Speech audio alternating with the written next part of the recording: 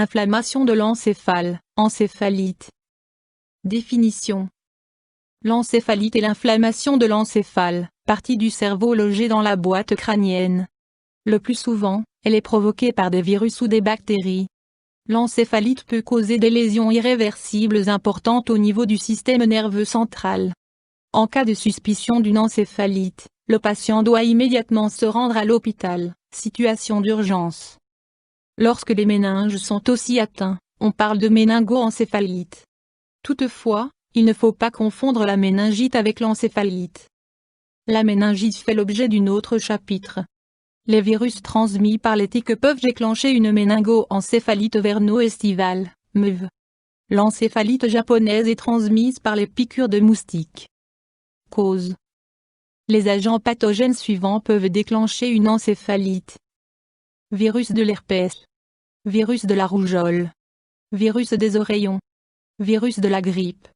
Les virus agissent directement sur le tissu cérébral ou alors on observe une réaction auto-immune lors de l'évolution de la maladie, l'organisme produit alors des cellules de défense contre ses propres cellules. Facteurs de risque. Âge. La maladie touche plus souvent les nourrissons et les personnes âgées. Immunodépression, infection à vie. Autres maladies, comme la sclérose en plaques ou la sarcoïdose, maladie des voies respiratoires qui peut également s'étendre à d'autres organes. Troubles, symptômes. Au début, symptômes grippaux, fièvre, céphalée, douleur au niveau de la nuque, sensation générale de maladie. Plus tard, augmentation de la fièvre. Troubles neurologiques, troubles de la parole et de la vision, paralysie au niveau des extrémités. En cas d'atteinte des méninges, raideur nucale. Convulsions, crise d'épilepsie. Troubles de la conscience, confusion pouvant aller jusqu'à la perte de conscience. Examen, diagnostic.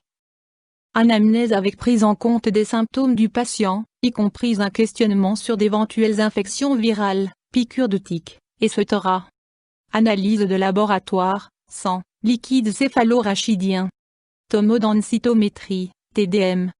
Imagerie par résonance magnétique, IRM. Électroencéphalographie, EIG, mesure de l'activité électrique du cerveau. Options thérapeutiques. Le traitement médicamenteux dépend de l'agent pathogène. Médicaments. En attendant que l'agent pathogène soit identifié, le traitement associe généralement un antibiotique et un virostatique. En cas d'infection bactérienne, antibiotique. En cas d'infection virale, virostatique. En cas de mycose, antimycosique. Médicaments contre les convulsions, crise d'épilepsie, antiépileptique. Antipyrétique. Complications possibles. Le pronostic dépend de différents facteurs. Type d'agent pathogène. Gravité de la maladie. État du système immunitaire.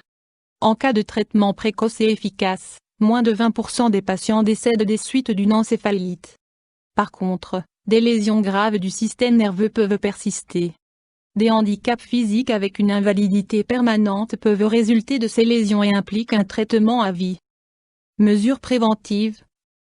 Il existe des vaccins contre certains agents pathogènes, oreillons, rougeole, grippe, MEV. YouTube Dr Alabé.